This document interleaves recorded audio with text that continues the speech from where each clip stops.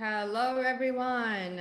Hi there. This is Anna. Welcome on board. Hi, everyone. So glad to see you. Wow, we have a big crowd today. So today's webinar is going to be completely in English. Today, we're talking about how to prepare for a job interview at an international company. This is a big question for a lot of us, right? We all want to work for international companies and we want to prepare ourselves for a job interview. And of course, the job interview at an international company is in English, right? So today I'm going to give you some tips and tricks how to be prepared for a job interview at an international company.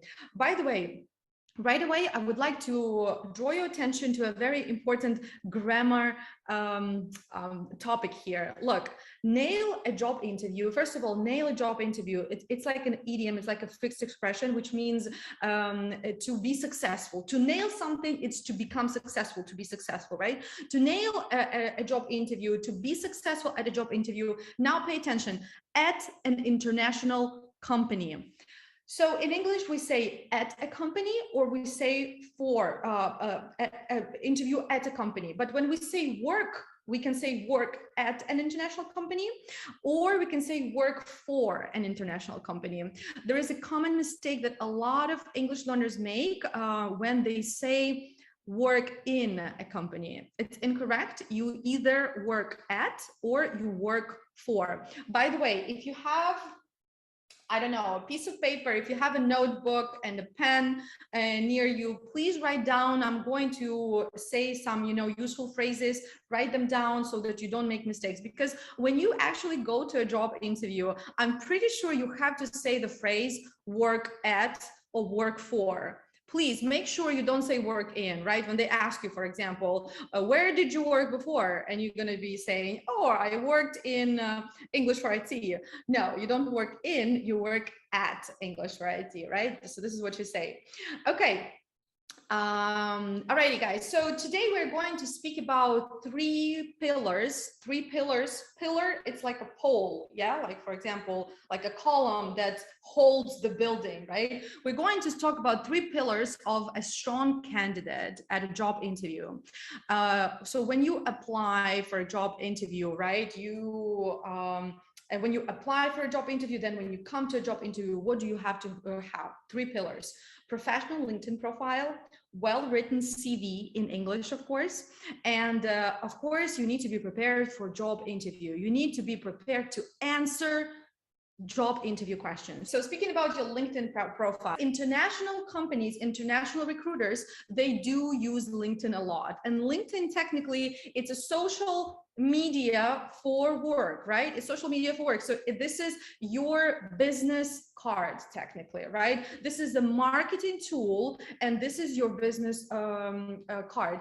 Remember, you as a professional, you're not just a professional, you're not just a human being, you are your own project. So if you want to become a true professional that doesn't need to search for a job, but you are such a great professional that job is actually looking for you, right? Or recruiters are hunting you. This is what you need, guys. You need to understand that you are your own project, and your LinkedIn profile is your marketing tool, right? And your LinkedIn profile is your business card. For example, when I go to networking events now, or when I go to conferences, I don't have business cards. I don't have this anymore. I haven't had this in a long time. When I meet somebody new, so what I actually do, I never give them business card. Although in America, for example, people still use business cards, especially older generations, much older than me. Just kidding. But what I do, I usually, when I meet somebody and when we are ready to exchange our contact information, I just tell them, would you like to connect on LinkedIn or Twitter? Because in the States, for example, for work, you use LinkedIn or Twitter, actually. Maybe the next webinar, I will talk about Twitter, because Twitter is a very, very easy way to get a job in the United States, because not many people use it for this. So it's easy to find. And I actually have one successful case. So maybe next month, I will have a special guest and we will talk about how to leverage Twitter to find a job in the United States. So anyway, anyway, so what I do, I was like, do you want to connect on LinkedIn or Twitter? And I just pull out, this is a good phrase for you, write it down, pull out from the pocket, right? Or from my purse. I just pull out my phone and we scan the barcode. Yeah, there is a QR code there for LinkedIn as well as for any other messenger. So here, for example, you just go to search and there is a QR code and we just scan the code and this is how we stay connected, right? So truly LinkedIn has become your business card, truly.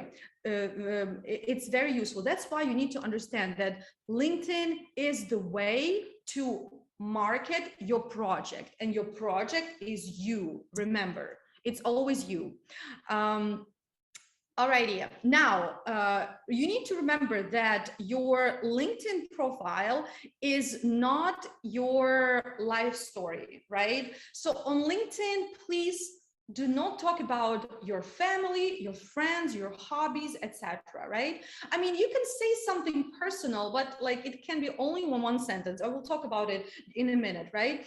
And LinkedIn profile, it's not something that you must have or you have because everyone else has. You need to understand that you are creating your own project, so you need to work on it and create it in a proper way. When I say proper way, I mean in a good way, in a necessary way. Your LinkedIn profile, like I said, it's your project, so you use it as a marketing tool for your project, for yourself as a professional, right? So on your LinkedIn profile, you have several sections that you need to fill out, okay? So the about section, the goal of the about section is to actually have people read the about section about you. It's like a website about the company, but the company is you, right? And after they read this about section, they want to think, you want them to think, I want to work with Anna.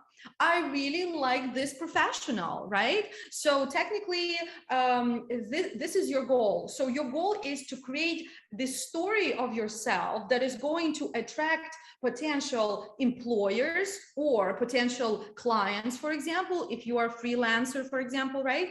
And the goal is to make them think, I want to work with this person. This is who I actually need, right? Next section is experience. Of course, experience is in the experience section, you need to talk about your key accomplishments and your key responsibilities. Yeah, your success stories, technically. Next section is licenses and certifications. So here you need to boast your professional credibility. Well, boost and boast, actually.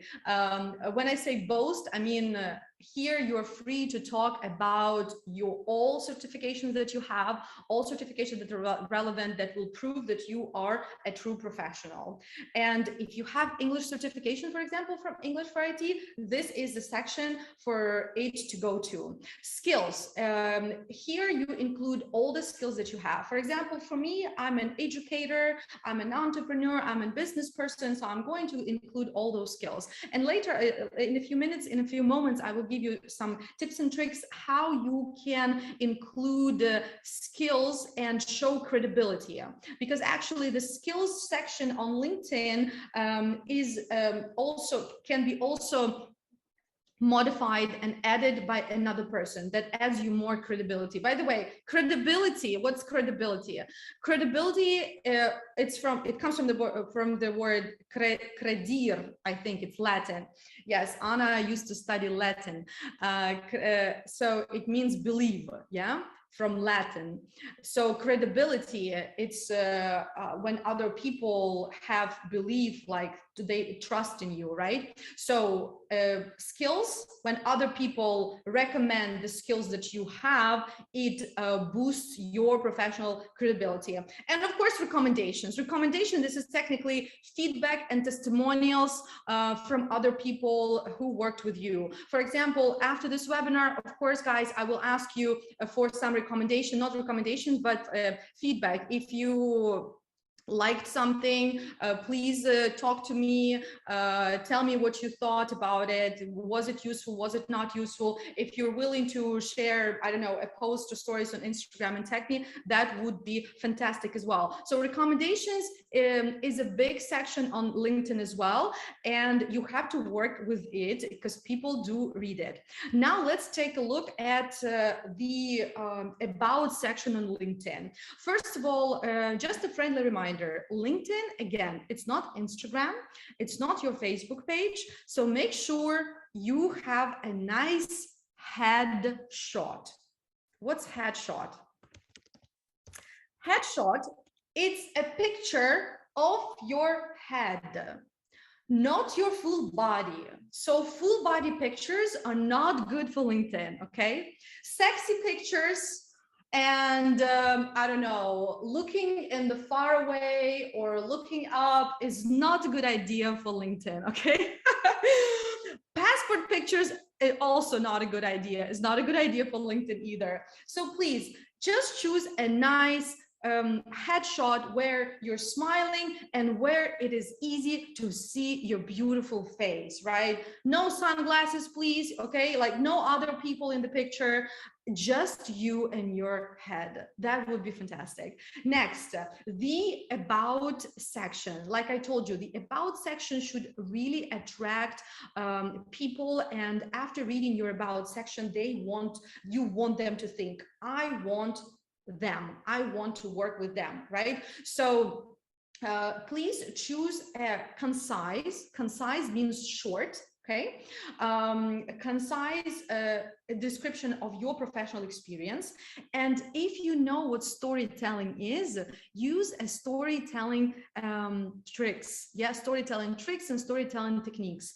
You guys, you know, storytelling, it's a whole different story. I mean, we don't have the time today to talk about that, but if you never heard about storytelling, please Google it and learn more. So storytelling is the way to tell something in a very engaging way. Yeah.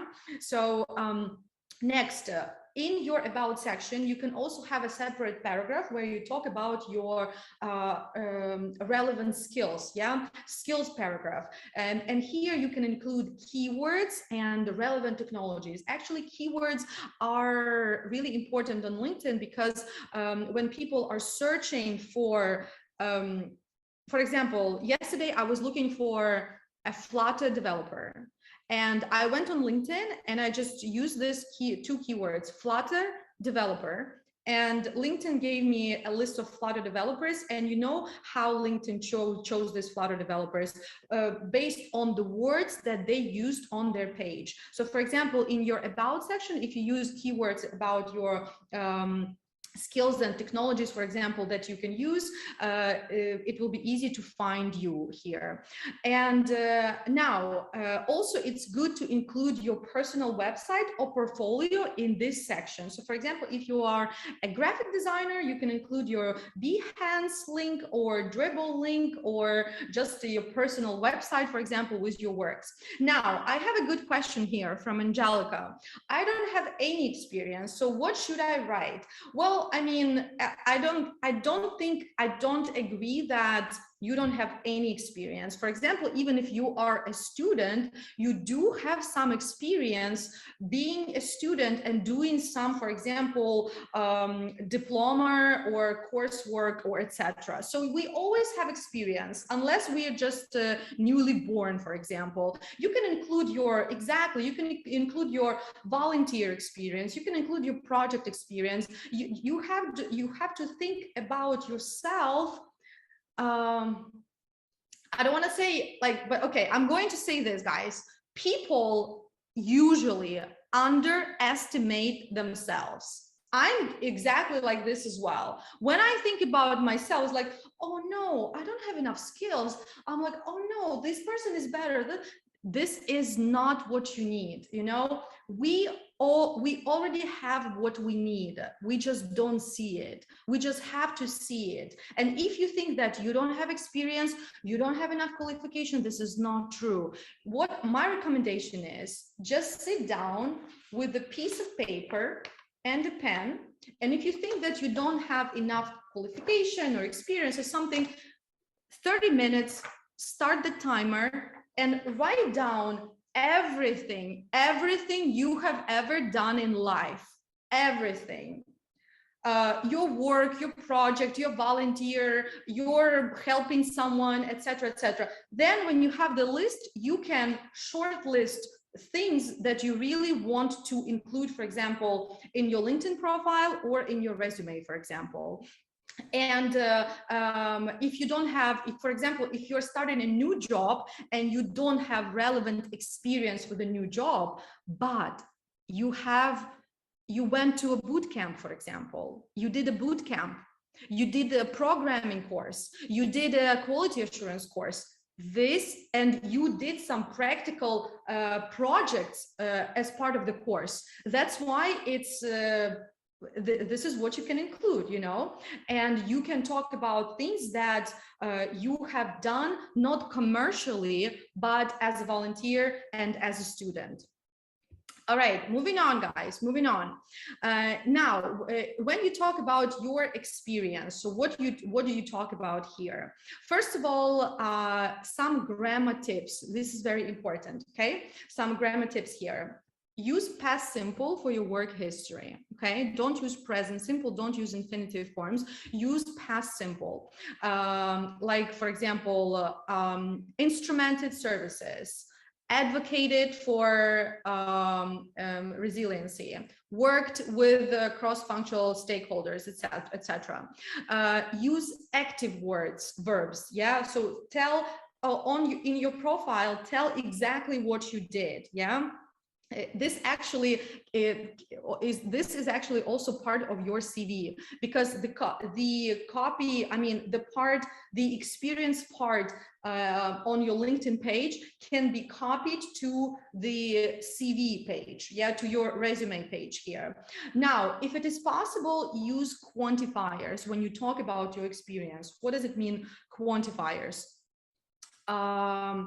Quantifier, this is when you give numbers, and these numbers represent your results, yeah, the result of your work, for example. Like in this case, we can say that, for example, I worked with cross-functional stakeholders such as servicing and underwriting to identify and lead projects that contributed to 80% reduction in servicing related interventions, right? So the person was able to reduce related interventions, which was good for the project, yeah? Or for example, if you were able to increase the revenue of the company, don't just say like, we worked on the project that was so successful and it increased the revenue of the project. No, say it increased the revenue of the project 4 times, for example, and things like that. This is if you can show quantity, yeah, the result in numbers, it will be great. Okay, moving on. Now, licenses and certifications. You can include your certifications from any boot camps, programming courses. By the way, programming courses in English are called boot camps. Yeah, coding boot camp. This is what you say. In native speakers say coding boot camp. Yeah, like coding boot camp.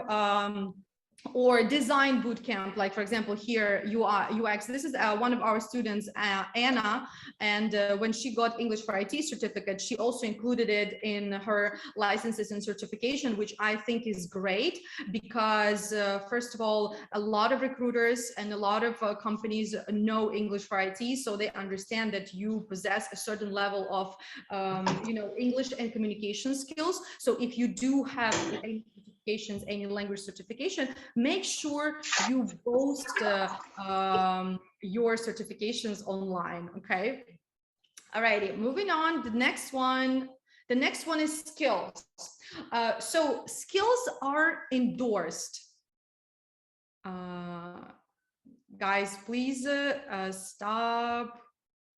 Okay, let me restart. Do not ruin my screen, please. Okay.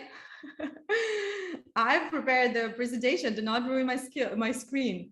Alrighty. So skills are endorsed. What does it mean, endorsed? It means that other person tells LinkedIn that you are qualified in a certain area.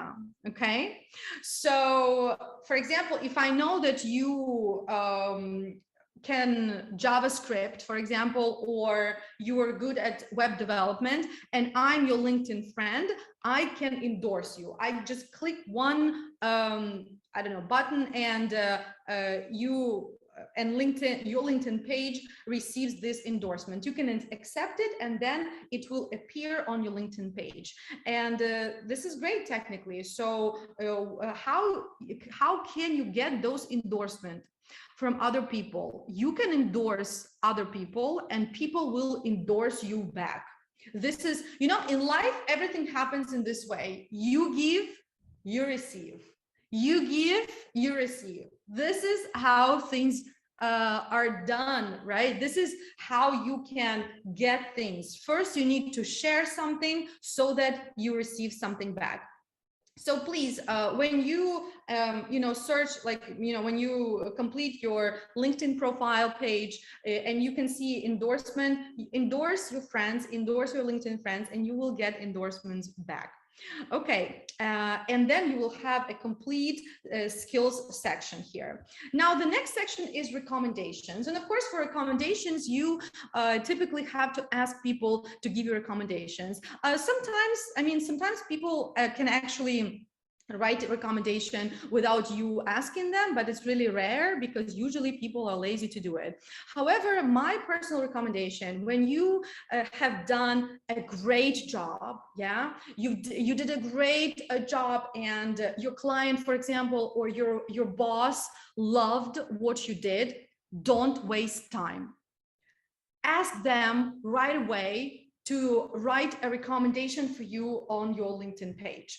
And of course, when you ask people for recommendations, you have to make things really easy for them, because number one, they need to create a piece of text for you, so this is their time. And you need to remember that, it's not just remember, you need to value other people's time, and you need to value other people's efforts. So what you need to do on LinkedIn, you can create a link and send this link to the person who you want to write a recommendation for you, so that they don't need to go to your page and start looking for a place where they need to write this recommendation. It may be, discouraging for them. So what I recommend you to do, create a link and send it directly to the person. So the person just needs to follow the link and write a piece of text and submit it. And then if you want to improve this piece of text, you approve it, and it will appear on your page, because it won't appear on your page unless you approve it. Because sometimes maybe somebody will write a really bad recommendation and you don't want it to be on your page. I don't know, so you don't have to approve it. Right. And again, another way to receive a recommendation is to, first of all, be the first one to write a recommendation, right? So volunteer to do it. And then ask this person to do the same for you, for example. So 2 ways to get recommendation easily: volunteer to do it, and then ask the person to do it for you. And number 2, when you did something great for a client or for your company, for your colleague, for your boss, don't waste time. Ask them for recommendation right away. And here I gave you some examples of recommendation that people wrote on LinkedIn. And what you can do now, you can screenshot, for example, you can take a screenshot of the screen and just use it as a template, for example, or just use the words that I underlined here. They are quite useful words if you want to write a recommendation. Okay. Moving on. Let's talk about CV now and resume.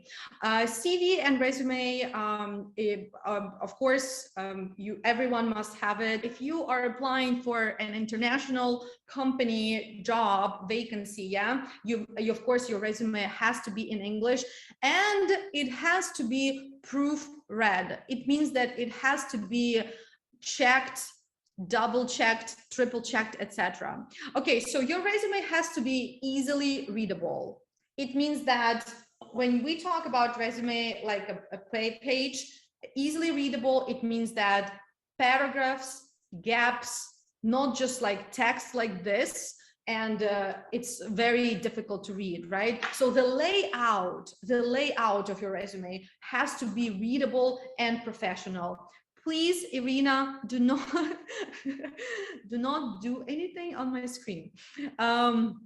Okay, simple and understandable. Your resume has to be simple and understandable. Use simple language when you talk about yourself on the resume. You don't need to use something extraordinary. Actually, it is even not recommended that you use those cliche phrases like, I am an experienced blah, blah, blah. You can use something simple, but yet something that will talk about you as a true professional, yeah?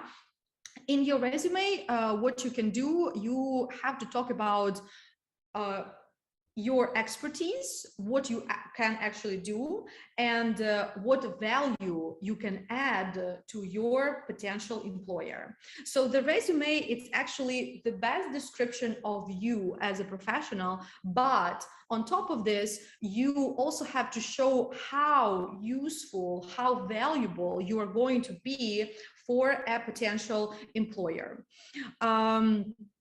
So also your resume has to be relevant to the position you're applying for. It means that you cannot, guys, use the same resume for 20 different positions, even if these positions are software engineer. But remember that each company, even if when they're looking for a software engineer, each company will have different requirements for this position, right? Some companies will want you to be more soft skills oriented, for example. Other companies will want you to be enterprise oriented, outsource oriented, etc., etc. That is why it is not recommended that you use one and the same resume for any types of jobs that you are applying for. It's best, and especially I'm talking about new professionals, newbies. When you're applying for your first job, it's the best when you have a separate resume for each position you're applying for. I know it's some work to do. However, this is how it should be done, and this is what will make you successful faster. So in your resume, you need to show how you are valuable specifically for this company, specifically for this position, right? And you have to highlight, I mean, you have to show, first of all, yeah, highlight, you need to show like highlighter, the highlighting pen. You need to show your potential employer that you are relevant, your experience, yeah, relevant for this position, and you can add value to this company if they hire you. So that's very important to remember. Okay, so skill summary. So when we're talking about resume, here the first block of your resume is your skill summary or profile. Sometimes it's called the skill summary, sometimes called profile. In your profile, you need to talk about who you are. Remember LinkedIn summary, right? So it's kind of similar. So when you have professional LinkedIn page, it's easy for you to create a professional CV, and vice versa. If you already have a professional CV, it's easy to create a professional LinkedIn page. So in your skill summary, in your CV, you talk about who you are, you talk about what makes working with you special. It means like you're talking about your best qualities here, yeah, your best qualities and things that make you different from from the group of from other people, yeah, from other potential candidates here. And you talk about your key skills. For example, profile here: proactive and detailed UX designer with 7+ years of proven end-to-end experience. End-to-end experience, you can use this phrase in your resume as well. That's why I underlined it, so write it down if you have your notebook with you. Delivering enjoyable web and mobile products for fintech. You see, person is highlighting that I am a fintech UX designer, please hire me for a fintech project. For example, if I'm pretty sure that this person is not applying for a health tech, for example, or for ed tech, because if they are applying for health tech or ed tech, they wouldn't be saying I'm a fintech designer. So here you can clearly see that the person is aiming at a particular segment of technology here. Yeah, when you say end-to-end experience, it means that you can create experience from zero to hero, from nothing to a complete product. So it's called end-to-end experience. Yeah. Next, clear understanding of technology allows seamless collaboration. Seamless, it means transparent, easy, smooth, yeah, collaboration with developers, while strong communication skills ensure transparency with stakeholders. Yeah, so here the person is talking about the fact that they are a team player and they are great client communicator. You see, in one sentence, I said, I work great as a team. I work great with clients. Up-to-date knowledge of Adobe. Did you guys know that Adobe in English is pronounced as Adobe, not Adobe? Okay, Adobe. Adobe, Photoshop, Illustrator, Sketch, and InVision. Right. So I think that's a great description. So again, you need to understand what you want to include in your skill summary, what is important for this company. So first you read the description of the job. You try to understand what exactly the company is looking for in a candidate, and then you write about this in your summary. And for each company, you change this summary. Yeah, for each job posting, you change the summary. That's why I'm saying that you cannot use the same resume for every company, because each company in their job description, they give you keywords that can help you understand what exactly they are looking for in a candidate. Okay, next, experience. You see, this is the same as we just talked about on LinkedIn profile page, right? So you talk about your experience, you use present tense if you're talking about your current position, you use past tense of verbs, of active verbs, when you're talking about your past position. And we already touched upon it. If you don't have relevant work experience, you can describe your project, your study project, your volunteer project, that might be relevant to the job you're applying for. So even if you just finished a boot camp, a coding boot camp, but you did a project, because every boot camp, every coding boot camp, every design boot camp, they have you do a project. So you talk about this project and you talk about what you had to do as part of this project. And this is your relevant experience. Yes, it is not commercial. It means that you didn't get the money for the project, but you still did do this project. Okay, moving on, skills. Well, skills here, you talk about the technologies. For example, if you are a tech person, the technologies that you work with, frameworks, tools, platforms. Also, you can talk about soft skills that you have in this section as well, right? Again, you need to analyze keywords in the job description. You need to understand and use the keywords that the recruiters will look for, yeah, and that the company wants to see. That's why, again, don't, like, for example, You don't need to write all sorts of skills that you have if they are not relevant for this particular position, right? It's not going to be relevant. So include the skills that the company needs to see, okay? That the company wants to see. Again, you need to find those skills in the job description and see what you can relate to here. Okay, next one. More resume tips, you guys. Yeah, we actually, our webinar is 1 hour, so we have 15 more minutes.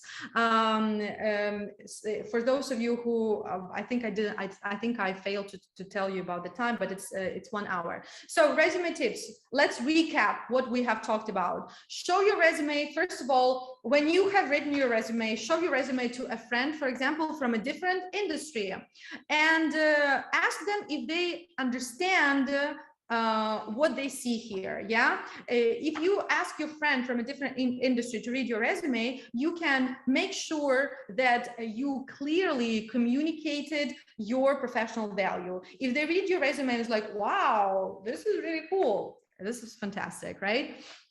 Also, on your resume, include clickable links to your LinkedIn profile, GitHub, portfolio, projects, etc. This will be great, that, you know, because you don't bring a paper resume, right? It's electronic, so include necessary links as well. Limit your resume to 1 page, okay? 2 pages, too much. 1 page. Recruiters are typically very busy, so make sure everything fits on just 1 page. Less is more. Like I said, don't include information that is not relevant to the job you're applying for. It's great if you can do everything in the world. It's great to be jack of all trades, yeah, as they say, but it's not relevant. If it's not relevant for the position you're applying for, don't talk about it. Yeah, like, don't talk about it if this is not, if this information is not going to be discussed during the job interview, it's not worth mentioning on your CV. Now, let's talk about job interview questions, you guys. Let me see. So I have a few questions here. Why do we need a CV if all the info is on LinkedIn? Because when you apply for a job, they ask you to attach a CV to your application, okay?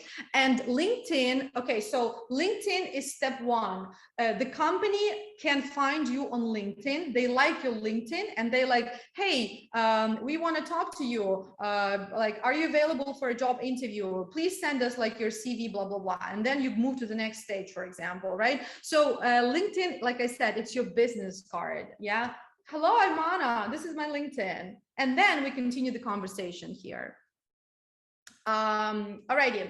Okay, guys, let's move on to job interview, and then we will we will stay a little bit longer, maybe 5 minutes, to answer your questions.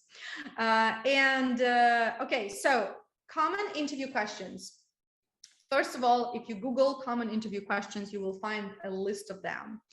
I would like to focus today on 2 common interview questions that a lot of people have questions about. And usually this is question number 1, tell me about yourself.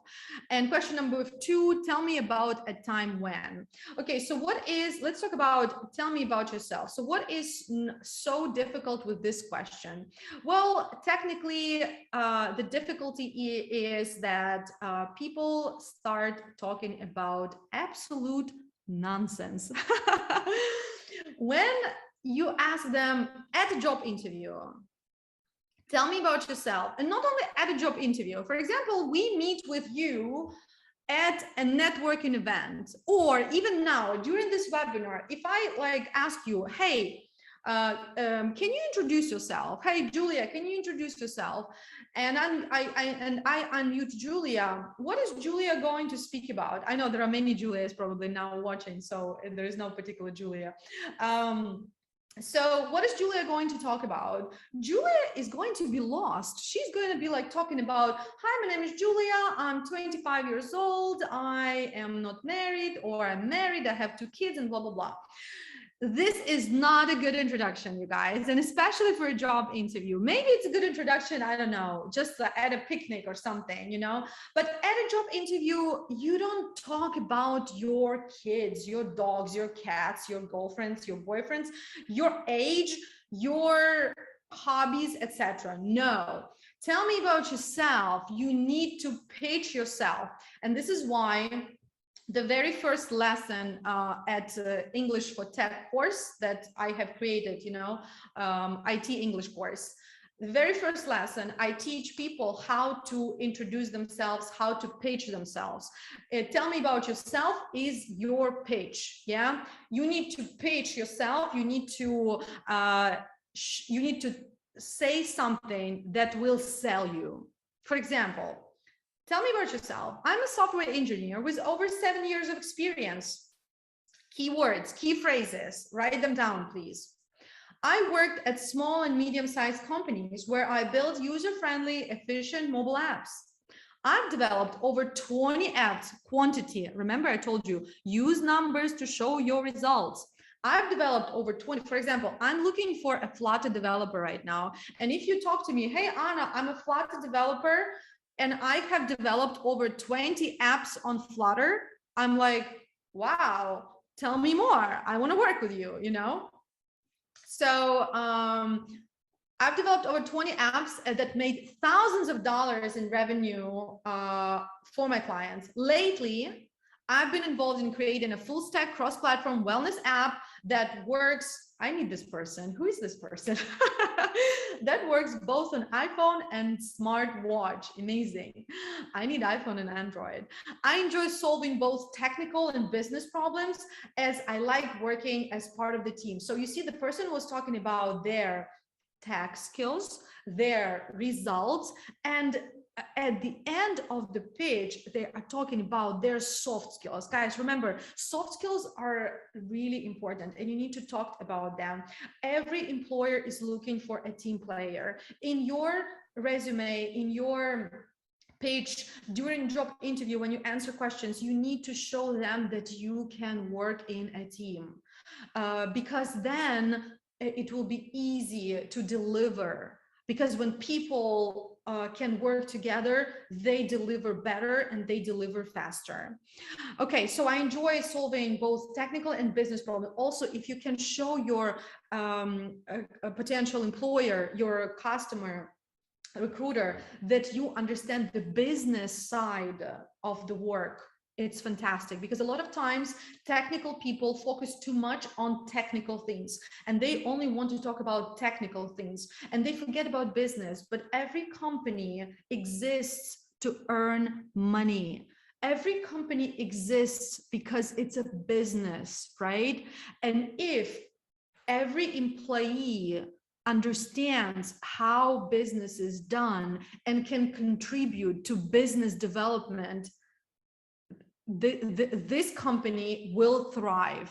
This company will be successful. So if you show me that you understand business side of it, I will definitely want to work with you. Okay, I will definitely want to work with you. So that's really important. So again, let me summarize it here. Talk about your experience, talk about what you do exactly, show results in numbers if you can, talk about your greatest achievement, talk about your soft skills. Okay, perfect.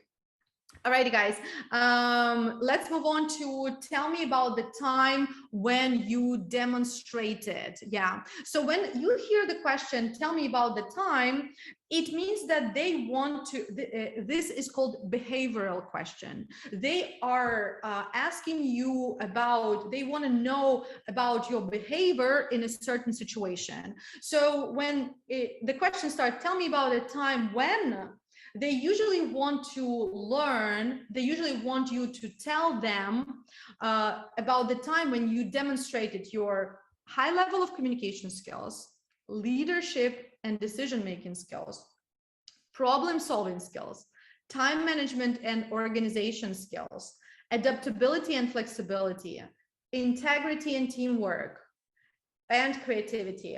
So when you, that's why recommendation number one, you need to listen to questions carefully, because when you carefully listen to the question, you then can understand what they want from you. And when you understand what they want from you, you can give the correct answer, right?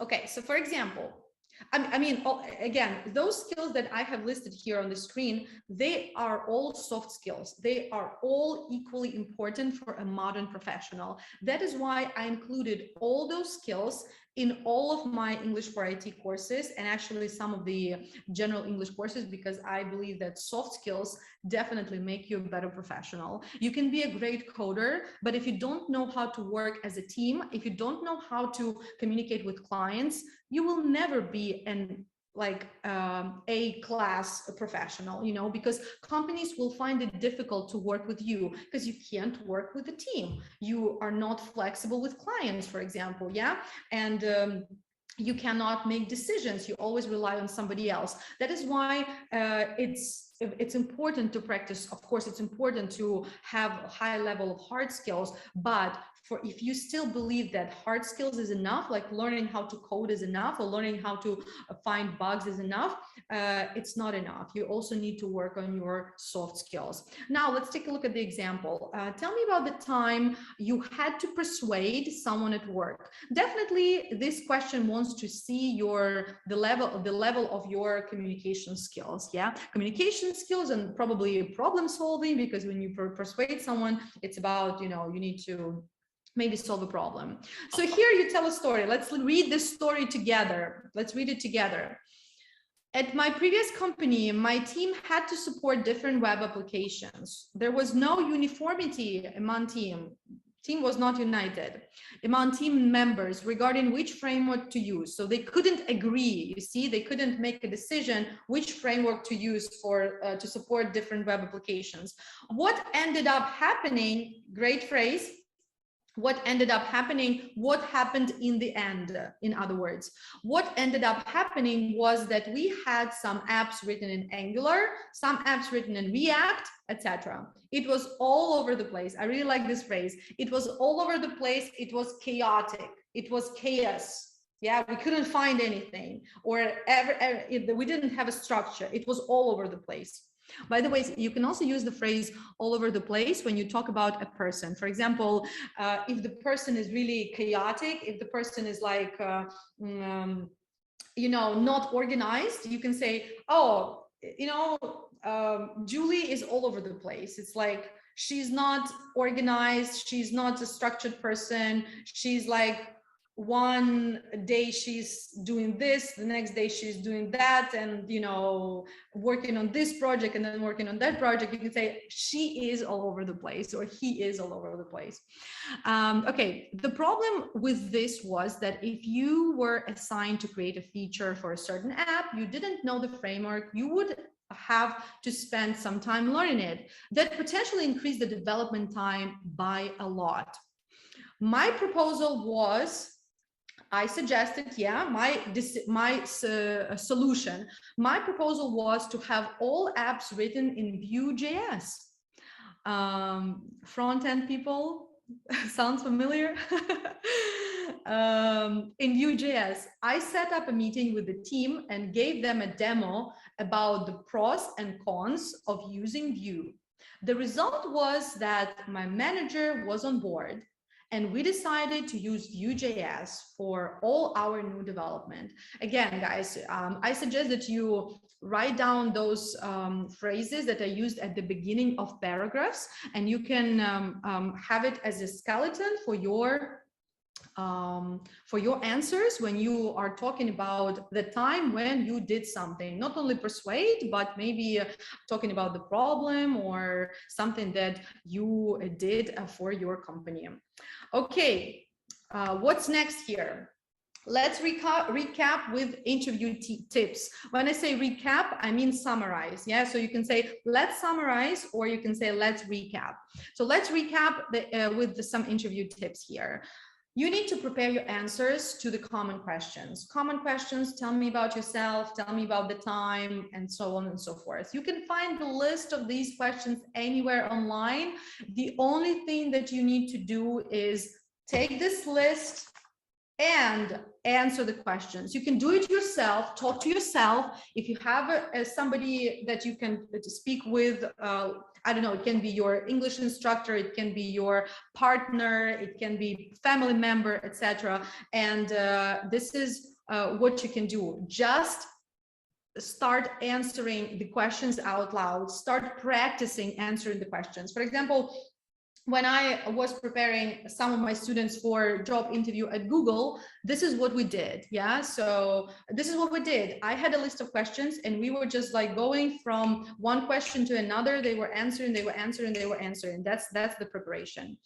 Try recording your answers and then listening back to them. When you record yourself, and then when you listen to your recording, you will notice mistakes and you will understand which areas you need to improve. Actually, recording your speech and then listening to it really helps your speaking, because you can yourself figure out what you want to improve. Because, you know, we are the worst critics of ourselves, right? So when you listen to what we create, what we have created, and when we see something that we have created, we are going to criticize it a lot. That's why if you want to get feedback on your speaking, record yourself and listen to your speaking yourself. Use active listening when you are in a job interview, guys. Use active listening to show that you understand the interviewer. What is active listening?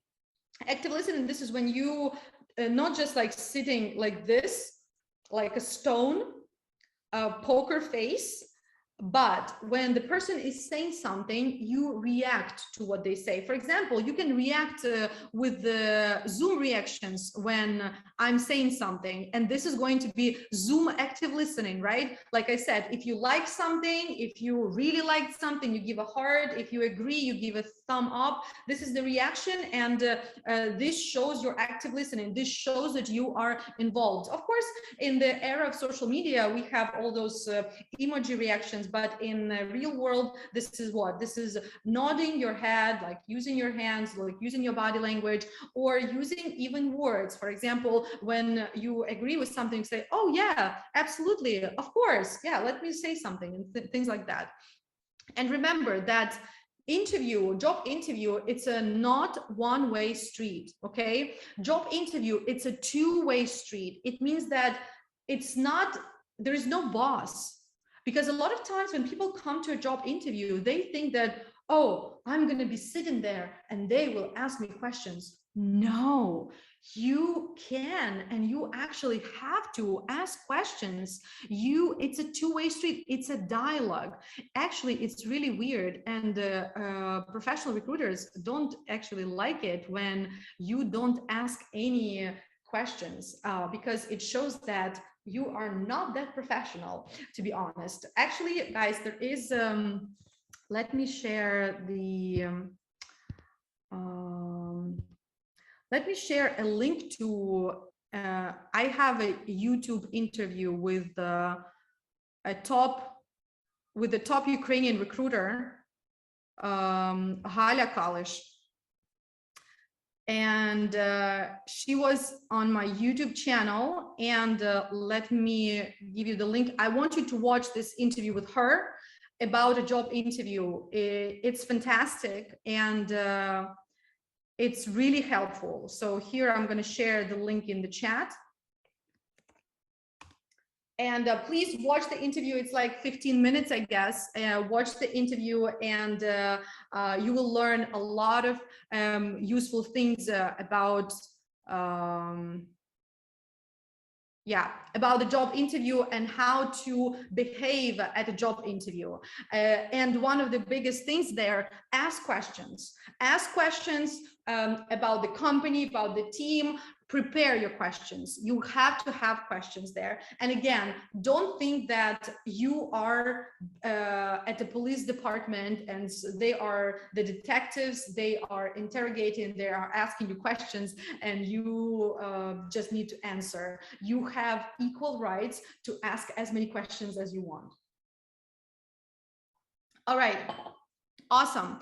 Okay, and just a friendly reminder, I'm not sure if you guys know that at English for IT, we have an interactive workbook, how to nail your job interview, how to prepare for a job interview it's an interactive workbook. So it's a PDF, it's an interactive PDF with tasks. So you do the tasks in the PDF.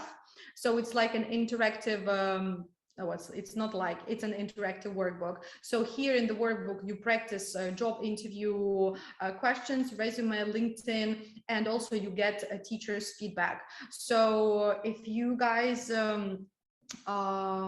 if you need such workbook, if you need to prepare for a job interview, this is an easiest way, I would say, to do it.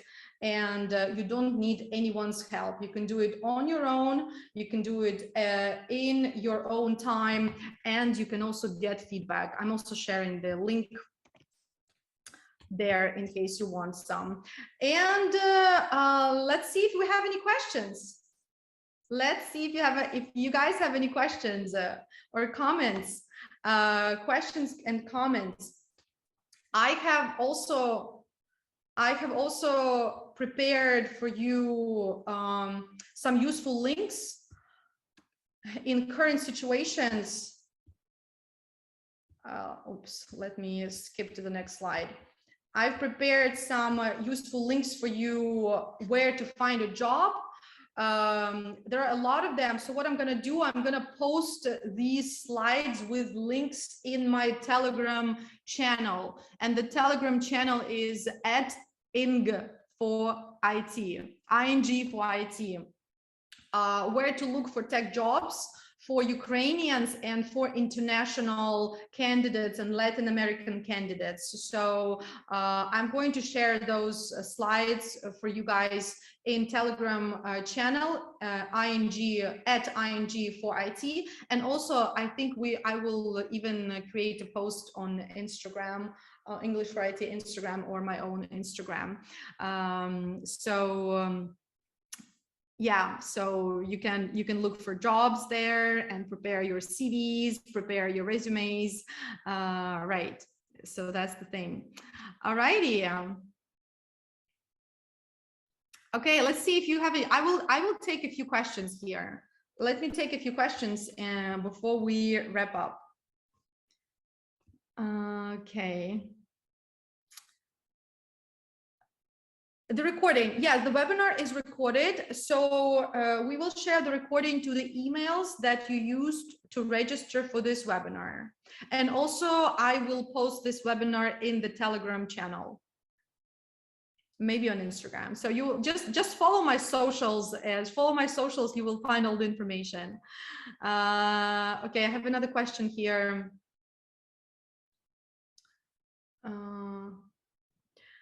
Johnny is asked, did you ever do a volunteer project? And because it mentioned many times in your webinar, of course. I mean, I am still doing volunteer projects. I am volunteering, you know, at different organizations. For example, in Miami, I am volunteering for a female entrepreneur community, being a community person. I'm also volunteering for virtual reality community manager. So I do a lot of volunteering actually. And you guys, if you think that people only do things for money, I don't think these people are great people. There are a lot of things that people do because they want to contribute. There is a bigger purpose, and I believe that each person has to do things on volunteer basis, because in this way they contribute to a bigger purpose. For example, even English for IT as a company, for many years we have had a volunteer project where we teach English for free at certain organizations, for example, to help kids, for example, improve English for IT and learn IT. So volunteering should be in your life. It should be a big part of your life. And then you just need to choose what you want to volunteer for. Like, for example, projects that I'm volunteering for, they are connected to things that I love and things that I do to make the world better. For example, I like to help women entrepreneurs. Yeah, I like to help women grow and things like that. So I volunteer for such projects.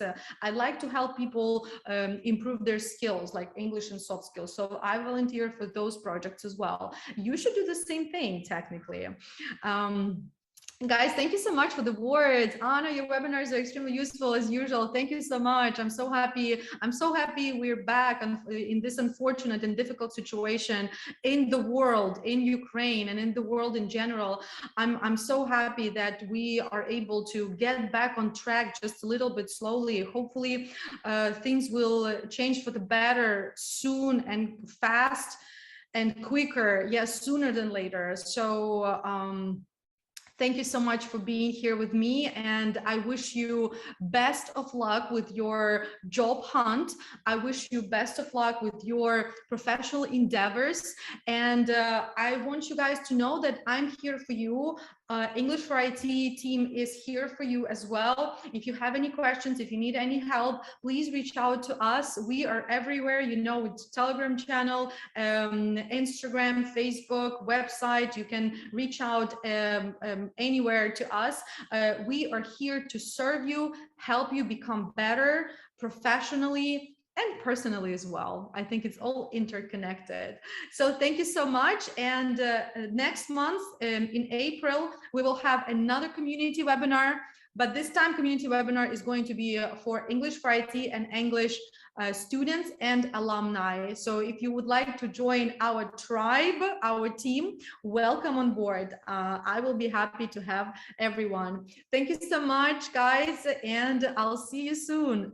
Yeah, thank you for nails. Yeah, nice nails. I agree. Thanks. Bye, everyone. Take care.